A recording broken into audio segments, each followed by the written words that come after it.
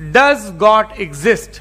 इस सवाल का जवाब सब अपने अपने तहीं खोजने की कोशिश कर रहे हैं.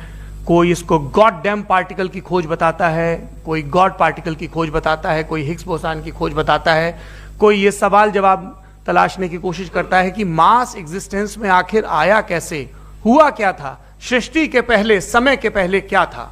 और कोई ये कहता है कि ये सारी खोजें जिस मस्तिष्क में हो रही हैं प्रकृति के क्रम में, वो कैसे विकसित हुआ. मैं उम्मीद करता हूं कि हम आज इन बुनियादी सवालों के कुछ जवाब हासिल करने में कामयाब हूं. मैं सबसे पहले मंच पर आमंत्रित कर रहा हूं मुफ्ती शमाइल नदवी साहब को. आइए सर जी.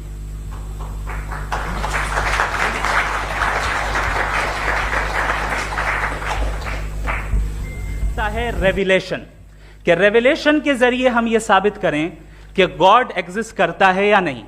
लेकिन ये स्टैंडर्ड भी आज इररेलेवेंट है. क्यों?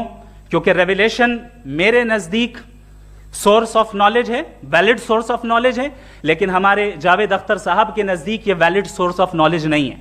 लिहाजा आज की डिबेट में मैं एक भी एविडेंस किसी भी मजहबी स्क्रिप्चर से नहीं दूंगा, ताकि जावेद अख्तर साहब के लिए वो अनएक्सेप्टेबल ना हो.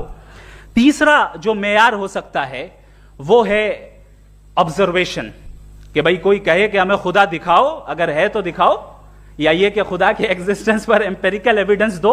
तो ये है दर हकीकत गलत टूल का इस्तेमाल करना.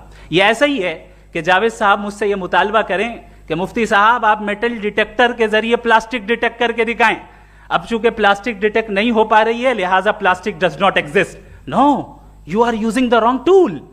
इस टूल से प्लास्टिक को डिटेक्ट नहीं किया जाता.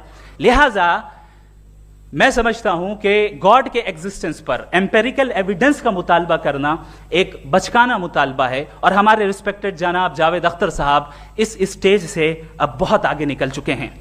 अब बचता है एक ही स्टैंडर्ड, और वो स्टैंडर्ड है अक्ल, लॉजिक, रीजनिंग. और यही वो स्टैंडर्ड है जिसके तहत गॉड की एग्जिस्टेंस को साबित किया जाएगा या गॉड की एग्जिस्टेंस को डिनाई किया जाएगा.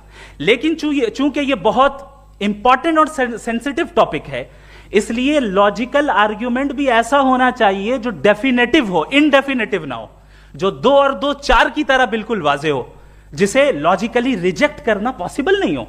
फॉर एग्जाम्पल हम कहें हमारे रिस्पेक्टेड मिस्टर सौरभ साहब, ये एक इंसान है और तमाम इंसान कॉन्शियस बीइंग है. लिहाजा नतीजा क्या निकला? हमारे सौरभ साहब भी कॉन्शियस बीइंग है.